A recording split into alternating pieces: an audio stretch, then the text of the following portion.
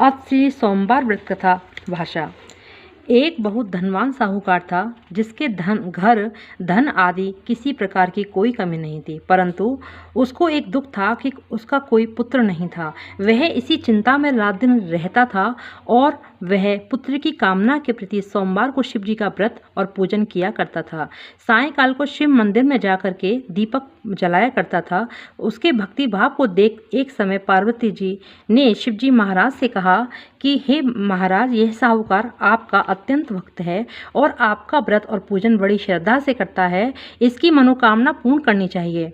शिव जी ने कहा कि हे पार्वती जी, यह संसार कर्म क्षेत्र है। जैसा किसान खेत में बीज बोता है वैसा ही फल काटता है, उसी तरह इस संसार में जैसा करते हैं वैसा ही फल भोगते हैं। पार्वती जी ने अत्यंत आग्रह से कहा, हे महाराज, जब ये आपका ऐसा भक्त है और यदि इसको किसी प्रकार का कोई दुख है तो उसको अवश्य दूर करना चाहिए, क्योंकि आप सदैव अपने भक्तों पर दयालु हैं, उनके दुखों को दूर करते हैं। यदि आप ऐसा ना करेंगे तो मनुष्य क्या आपकी सेवा व्रत करेंगे? पार्वती जी का ऐसा आग्रह देख शिवजी महाराज कहने लगे, हे पार्वती, इसके कोई पुत्र नहीं है, इसी चिंता में यह अति दुखी रहता है। इसके भाग्य में पुत्र न होने पर भी मैं इसको पुत्र की प्राप्ति का वर देता हूँ, परंतु वह पुत्र केवल 12 वर्ष तक जीवित रहेगा। इसके पश्चात वह मृत्यु को प्राप्त हो जाएगा। इससे अधिक मैं और कुछ नहीं कर सकता। यह सब बातें वह साहूकार सुन रहा था। इससे उसको ना कुछ प्रसन्नता हुई और ना ही कुछ कष्ट हुआ। वह पहले जैसा ही शिवजी महाराज का व्रत और पूजन करता रहा।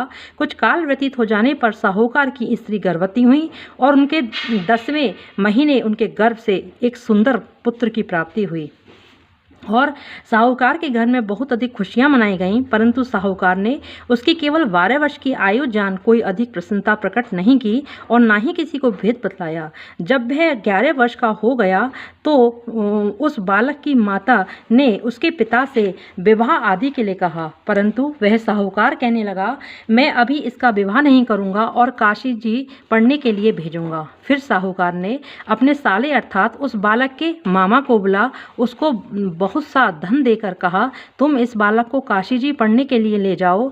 वह दोनों मामा और भांजे सब जगह इस प्रकार यज्ञ करते और ब्राह्मणों को भोजन कराते जा रहे थे। रास्ते में उनको एक शहर पड़ा। उस शहर के राजा की कन्या का विवाह था और दूसरे राजा का लड़का जो विवाह कराने के लिए बारात लेकर आया वह एक आंख से काना था। उसके पिता को इस बात की बड़ी चिंता थी कि कहीं वर को देख कन्या के माता पिता विवाह में किसी प्रकार की अड़चन पैदा न कर दें। इस कारण जब उसने अति सुंदर सेठ के लड़के को देखा तो मन में विचार किया कि क्यों ना रुकाब के कपड़े पहना तथा घोड़ी पर चढ़ा रुकाब पर ले गए और बड़ी सुंदरता से सब कार्य हो गए।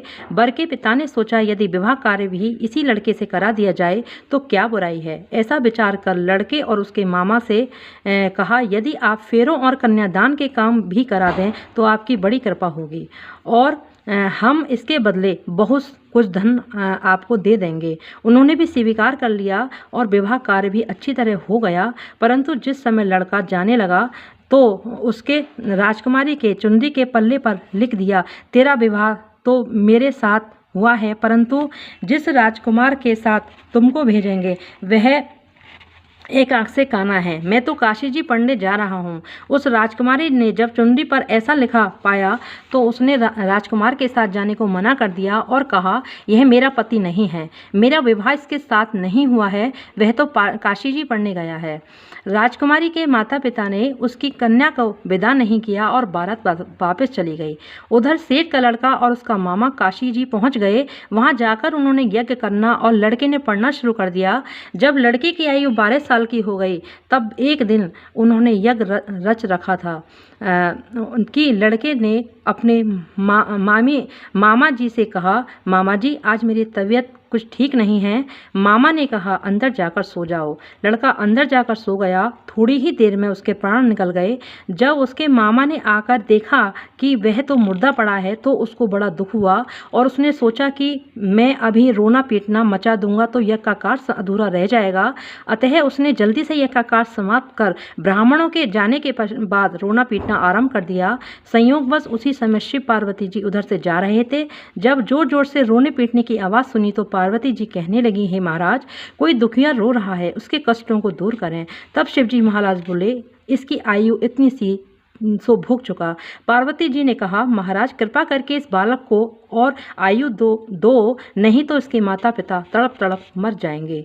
पार्वती जी के इस प्रकार बार बार आग्रह करने पर शिव जी ने उसको जीवन दान दिया। शिव जी महाराज की कृपा से लड़का जीवित हो गया। फिर शिव पार्वती कैलाश पर चले गए। तब लड़का मामा उसी प्रकार यज्ञ करते हुए अपने घर की ओर चल पड़े। रास्ते में उसी शहर पर आए जहाँ विवाह हुआ था। वहाँ पर आकर उन्होंने यज्ञ आरंभ किया तो लड़के के ससुर ने उसे पहचान लिया। अपने घर महल में जाकर बड़ी खातिर के साथ दास दासियों के सहित आदरपूर्वक लड़की और जमाई को विदा किया। जब वह अपने शहर के निकट आए तो मामा ने कहा कि मैं तुम्हारे घर पर जाकर सबको खबर कर देता हूँ। उस समय लड़के के माता पिता अपने घर की छत पर बैठे हुए थे और उन्होंने यह प्रण कर रखा था कि हमारा पुत्र सकुशल घर आएगा तो राजी खुशी नीचे उतर आएंगे, वरना तो छत से गिरकर अपने प्राण खो देंगे। इतने में उस लड़के के माता ने जाकर यह समाचार दिया कि आपका पुत्र आ गया है, परंतु उसको विश्वास नहीं आया। तब उसके मामा ने शपथ पूर्वक कहा कि आपका पुत्र अपनी स्त्री के साथ बहुत सारा धन लेकर आया है। तो सेठ ने आनंद के साथ स्वागत किया और बड़ी प्रसन्नता के साथ रहने लगे। इस प्रकार जो कोई सोमवार के व्रत को धारण करता है अथवा इस कथा को पढ़ता है, सुनाता है, उसके भी सब दुख दूर होकर उसकी समस्त मनोकामनाएं पूर्ण होती हैं। बोलो शिवजी भगवान की जय।